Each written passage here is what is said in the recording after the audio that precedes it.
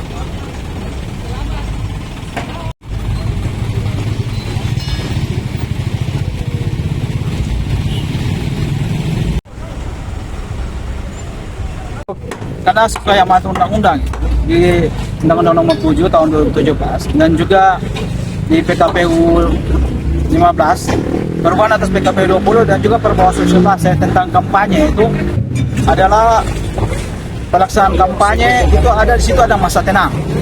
Ada masa tenang. Masa tenang itu di situ mengamanatkan menginstruksikan bahwa selama-lamanya 1 hari sebelum proses pemungutan suara itu dilakukan pembersihan APK. Pembersihan APK itu dalam semua jenis APK dan juga bahan kampanye. Sehingga sesuai dengan amanat undang-undang, maka Bawaslu pada kesempatan ini melaksanakan penertiban sekaligus pembersihan semua jenis APK dan bahan kampanye sehingga menuju pemungutan suara itu tidak lagi ada bahan kampanye dan APK yang terpasang di dalam kota Manokwari, sehingga membuat pemilih merasa aman, nyaman dan tenang dalam menyalurkan hak suaranya di tanggal 14 Februari di masing-masing TPS. Bagaimana dengan daerah rawan yang sudah disebut? Pada prinsip kita punya indikator kerawanan itu cukup besar ya untuk Bawaslu. Memang ada indikator kerawanan yang tinggi dan juga indikator kerawanan yang sedang.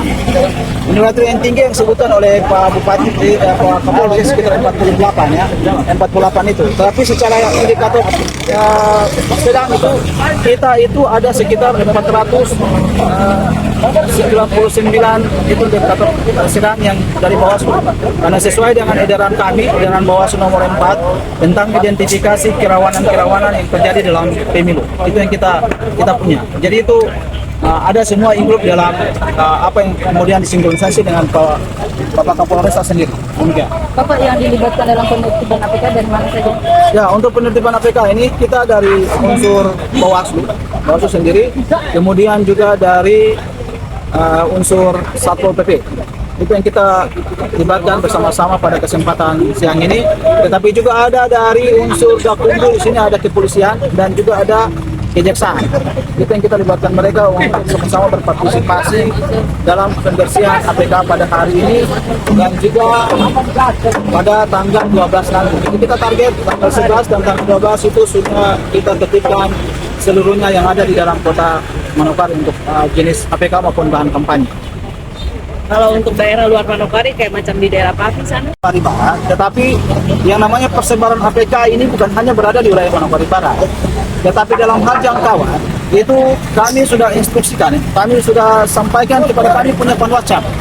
Kami punya panwascam yang berada di luar wilayah Manokwari Barat, dari 9 panwascam itu kita sampaikan untuk melakukan pembersihan secara mandiri.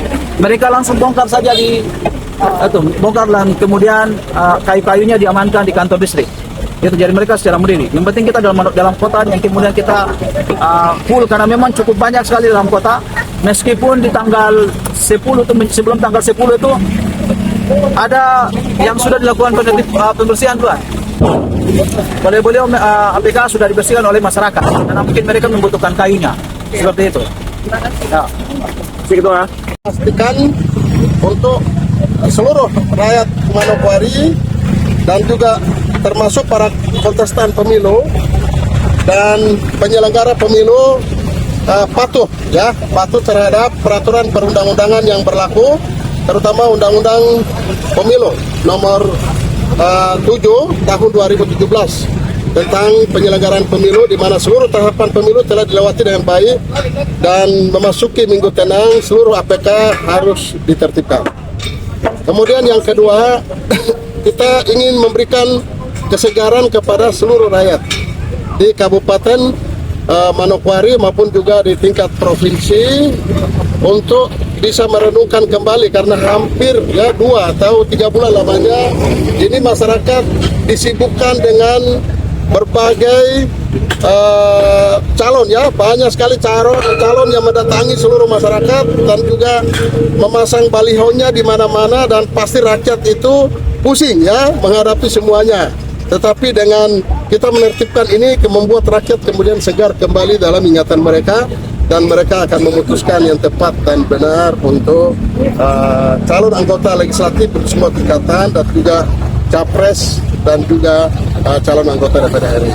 Saya pikir itu, dan yang paling penting adalah memastikan tidak boleh ada pelanggaran terhadap penyelenggaraan pemilu di Kabupaten Manokwari. Semua harus taat perundang-undangan yang berlaku untuk mewujudkan pemilu yang aman, bersih dan juga berkualitas serta berintegritas di Kabupaten Manokwari. Terima kasih. Bagaimana dengan money politik nanti Bapak? Ya, saya pikir untuk money politik potensi itu ada saja. Ya, kita tidak bisa pungkiri.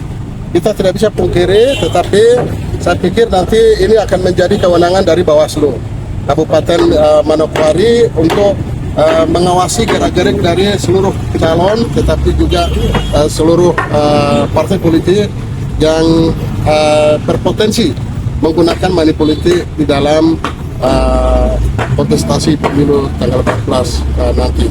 Kita berharap mari kita cerdaskan seluruh rakyat kita dengan tidak menggunakan money politik dalam pemilu tahun 2024.